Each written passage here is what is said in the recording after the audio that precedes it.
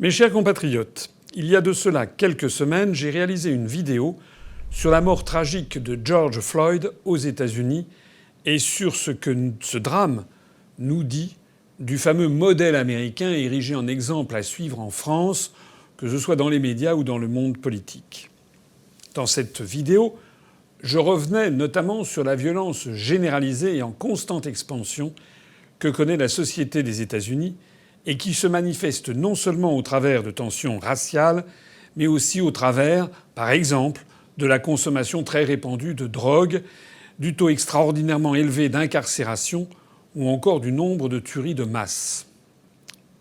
Mais je n'avais pas évoqué à l'occasion de cette vidéo l'écho que cette mort de George Floyd allait susciter en France et qui a pris une ampleur significative dans les jours suivant mon enregistrement. Dans notre pays, de fait, un parallèle a rapidement été dressé par des associations, par des responsables politiques, notamment de France Insoumise et de EELV, et aussi par des journalistes. Un parallèle a donc été dressé entre la mort de George Floyd et celle d'Adama Traoré, du nom d'un jeune homme décédé en 2016 à la suite de son interpellation par des gendarmes. Dans les deux cas, il s'agit d'une tragédie humaine, comme à chaque fois qu'une personne décède au cours ou à la suite d'une interpellation. Cela reste vrai quelle que soit la personne qui meurt et quel que soit son passé, même si ce passé comporte de nombreux antécédents judiciaires. Cependant, je voudrais inviter les personnes qui me regardent à considérer cet amalgame qui a été fait entre les affaires Floyd et Traoré avec la plus grande prudence, sinon avec la plus grande méfiance.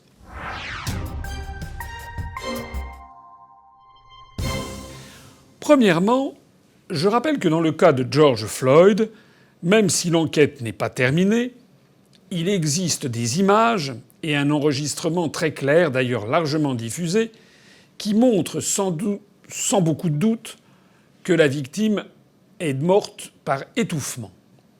On voit une vidéo dans laquelle le policier interpellant George Floyd maintient son genou au niveau du cou de celui-ci et qui dit d'ailleurs ne plus pouvoir respirer.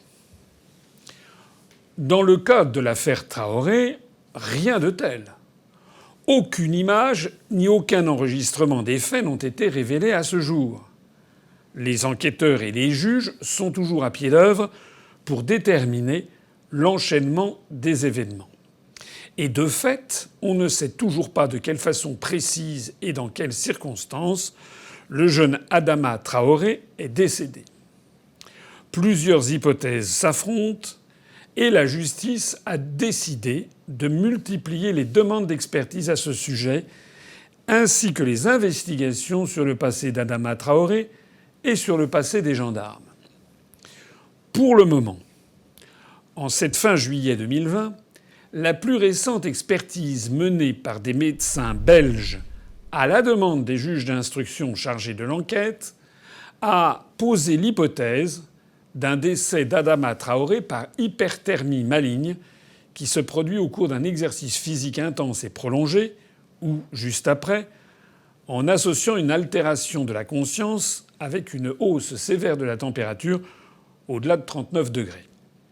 Comme l'a rapporté la presse, 2 heures après son décès, la température corporelle d'Adama Traoré aurait encore été de 39,2 degrés, ce qui est quand même très rare pour un mort depuis plus de 2 heures. Un témoin chez qui la victime s'est réfugiée avant son interpellation semble d'ailleurs corroborer cette thèse. La famille Traoré, pour sa part, conteste ces éléments, ainsi que la compétence des différents experts qui soutiennent cette thèse, et elle a même décidé de porter plainte contre ce témoin clé pour témoignage mensonger. Au vu des éléments publiquement connus à ce jour, il est très difficile, pour ne pas dire impossible, de rapprocher les circonstances de la mort de George Floyd de celle de la mort d'Adama Traoré. Tout ce que l'on peut dire, c'est qu'il s'agit de 2 personnes de peau noire qui sont mortes au cours ou à la suite d'une interpellation de police dans deux pays différents. Ça, c'est le premier point. Il y a quand même une différence considérable dans les circonstances et dans les preuves.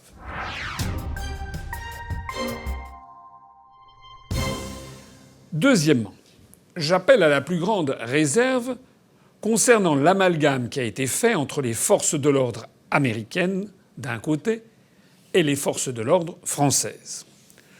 Je note qu'aucun membre du gouvernement n'a contesté cet amalgame, ce qui est quand même très regrettable. Il faut rappeler en effet que pour les Américains, les personnes interpellées doivent démontrer leur innocence. Alors qu'en France, c'est tout l'inverse. Chez nous, toute personne est présumée innocente jusqu'à ce que sa culpabilité soit prouvée, si elle doit être prouvée. Il s'agit chez nous d'un principe de droit fondamental qui découle de la Déclaration des droits de l'homme et du citoyen de 1789. Il y a donc une totale opposition sur ce plan-là entre la tradition américaine et la tradition française. Mais j'irai plus loin. Le rapport à la violence est également très différent dans les deux pays. Alors que le port d'armes est très répandu et très peu encadré dans de nombreux États américains, il est en revanche soumis à des autorisations particulièrement strictes et à juste titre en France. C'est l'un des facteurs essentiels qui explique d'ailleurs l'extraordinaire climat de violence qui prévaut aux États-Unis et dont je parlais dans ma vidéo sur l'affaire Floyd, dont je parlais en préambule. Enfin, les policiers américains n'ont pas de code de déontologie ou de procédure à l'échelle nationale comme en France. L'usage de la force est régi aux États-Unis par des textes de portée locale. Lors de leur formation, les agents des forces de l'ordre américaines sont d'abord formés à anticiper toute agression. Le concept d'autodéfense leur est présenté comme un dogme. A contrario, en France, les fonctionnaires de police et les militaires de la gendarmerie sont soumis à un code de déontologie et sont soumis à la surveillance d'une inspection générale nationale qui peut conduire des enquêtes internes en cas de suspicion de mauvais comportement. Aucune organisation, bien sûr, n'est parfaite. Mais toutes ces différences fondamentales que je viens de mentionner font qu'il est beaucoup plus rare que les forces de l'ordre françaises en arrivent à utiliser la force létale, les forces mortelles, que les forces de l'ordre américaines. Il faut donc se garder de comparer des situations qui ne sont pas comparables entre la France et les États-Unis.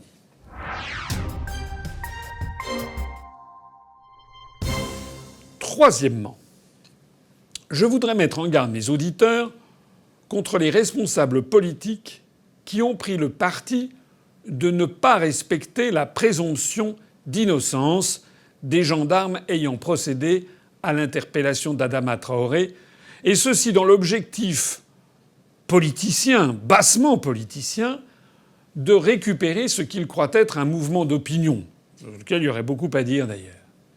Eh bien, j'estime qu'il est malsain, malhonnête et très irresponsable de profiter du malheur des uns pour essayer de faire sa propre publicité.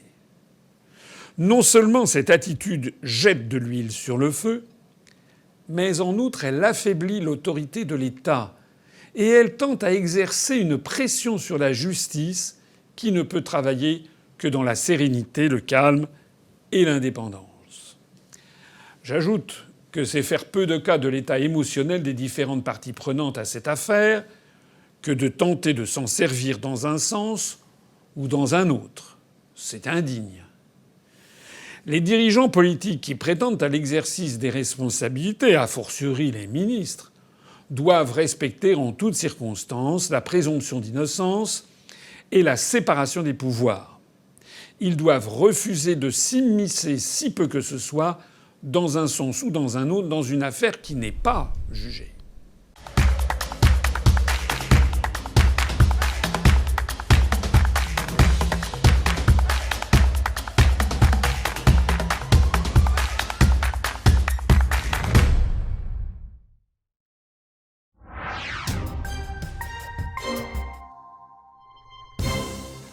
En conclusion, je voudrais former ici le vœu que l'instruction en cours sur la mort d'Adama Traoré permette de découvrir les circonstances exactes de son décès afin que sa famille et ses proches puissent faire leur deuil dans les meilleures conditions possibles.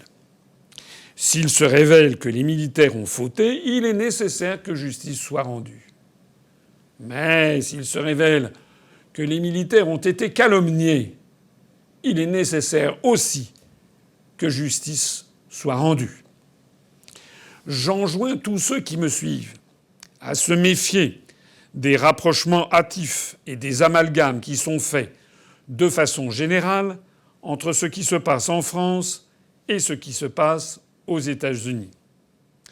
J'invite aussi tous ceux qui m'écoutent à s'interroger sur quelques bizarreries de cette affaire Traoré. Comment est employée Assa Traoré, la sœur de Adama Traoré? Comment se fait-il? De quels fonds bénéficie-t-elle?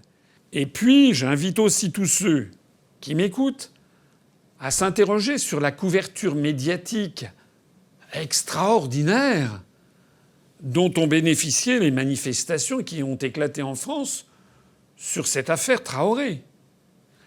Avez-vous remarqué que ces manifestations ont été médiatisées d'une façon incroyable quand on compare, par exemple, avec les manifestations des Gilets jaunes du début de cette année, avant le confinement, qui se prolongeaient de week-end en week-end, de samedi en samedi, et dont plus personne ne parlait, alors qu'il y avait des milliers, des dizaines de milliers, parfois des centaines de milliers de gens qui continuaient à manifester en France. Avez-vous remarqué que la couverture des manifestations pour l'affaire Traoré sont sans commune mesure avec la couverture des manifestations que notre mouvement politique a pu organiser dans le passé récent?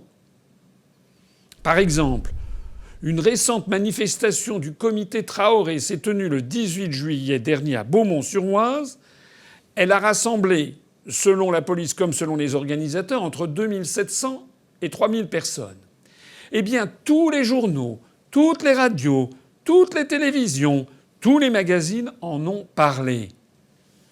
Nous, à l'UPR, lorsque nous avions fait une manifestation le 1er mai 2019, où l'on a compté, et ça a été confirmé par les observateurs, entre 4 500 et 5 000 manifestants à Paris, c'est-à-dire sensiblement plus que cette manifestation du comité Traoré de Beaumont-sur-Oise, nous, les retombées presse ont été négligeables, pour ne pas dire complètement nulles sur la plupart des grands médias nationaux.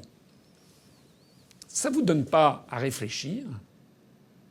Que pensent tous ceux qui m'écoutent de cet incroyable deux poids, deux mesures? Qui décide de donner une couverture maximale aux manifestations du comité Traoré et de faire le silence complet sur les analyses de l'UPR? Pourquoi ça? Des gens auraient-ils intérêt à jeter de l'huile sur le feu pour envenimer la situation de la paix civile en France? Eh bien, il semble que oui. Car derrière l'idée consistant à identifier la société française à la société américaine comme si c'était deux sociétés équivalentes, il se cache une politique délibérée. J'en veux pour preuve un article du 14 juillet 2020 du New York Times, un journal le plus célèbre des États-Unis, qui, il y a donc une dizaine de jours, a révélé que le département d'État américain a recruté et formé des militants français dits antiracistes au cours des 20 dernières années, en mettant en avant des thématiques totalement étrangères à l'esprit républicain français, par exemple comme l'éveil racial ou encore la discrimination positive. Le résultat de ces visées politiques est la fragmentation de la société française et l'importation de tensions sociales que nous ne connaissions pas auparavant ou très peu. Les mouvances qui, en France, se qualifient elles-mêmes d'indigénistes, de racisées ou encore de décoloniales, apparues ces toutes dernières années, s'inscrivent exactement dans ce cadre de pensée racialiste, directement importés, pour ne pas dire imposés, par les États-Unis d'Amérique. Souvenez-vous par exemple de ce, entre guillemets, camp d'été décolonial, comme il s'était lui-même baptisé, qui s'était tenu à l'été 2016 et à l'été 2017 en France, et qui avait fait, heureusement, scandale, parce qu'il était, j'ouvre les guillemets, interdit aux Blancs. Il est aberrant d'appliquer à la société française une grille de lecture des rapports sociaux fondée sur la société américaine. Aux États-Unis, les individus sont constamment renvoyés à leurs origines, à leur couleur de peau, à leur religion, à leur orientation sexuelle, à leur sexe, etc., etc. Et cela commence dès l'état civil. La société française, à la différence des sociétés anglo-saxonnes, est très différente. Elle est profondément égalitaire et assimilatrice. En France, on n'enferme pas les gens dans leurs origines. Oh, bien sûr, il existe du racisme en France. Je ne vais pas dire le contraire. Et il doit être combattu de façon extrêmement ferme. C'est pas à moi, c'est pas à nous, à l'UPR, qu'on va dire le contraire. Nous sommes le mouvement le plus ouvert sur l'ensemble des peuples et des civilisations. Et nous nous flattons d'ailleurs d'avoir des Français de toutes les origines à l'UPR qui se battent pour le rétablissement de la souveraineté nationale. Mais même s'il y a du racisme en France, je reste convaincu, comme je le dis souvent, que les Français sont justement l'un des peuples les moins racistes du monde. La République française, en somme, c'est le contraire de la vision stratifiée, hiérarchisée et cloisonnée de la société américaine et des sociétés anglo-saxonnes plus généralement. L'idéal républicain porte en son sein un principe émancipateur qui se situe à l'opposé de toute ségrégation des individus en fonction des caractéristiques qui sont les leurs.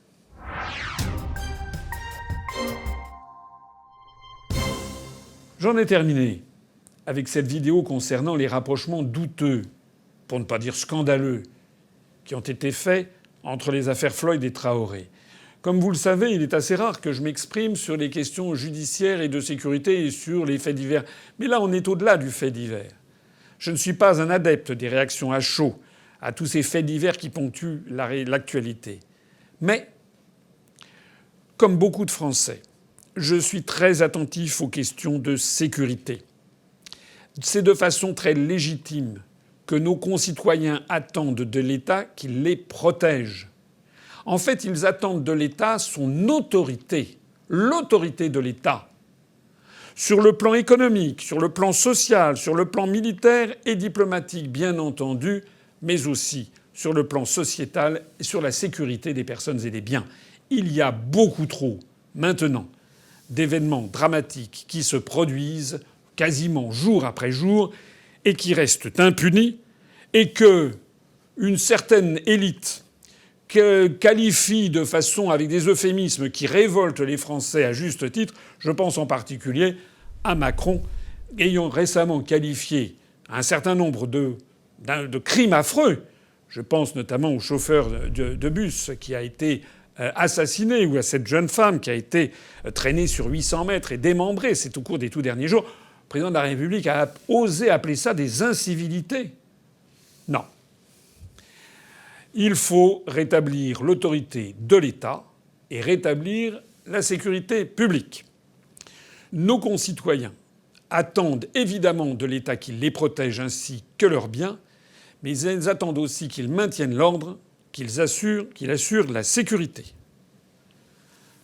J'ai le plaisir de vous informer que depuis que nous avons franchi notre 5e congrès, avec un nouveau bureau national, eh bien, nous avons désormais un membre du bureau national responsable des questions de police et de sécurité, sujet qu'il connaît particulièrement bien, et qui va piloter une commission sécurité, police et forces de l'ordre dans la perspective des prochaines échéances électorales pour avoir un programme très précis sur ces questions. Contrairement à ce que certains ont voulu faire croire, que l'UPR se désintéressait de tout ça, pas du tout.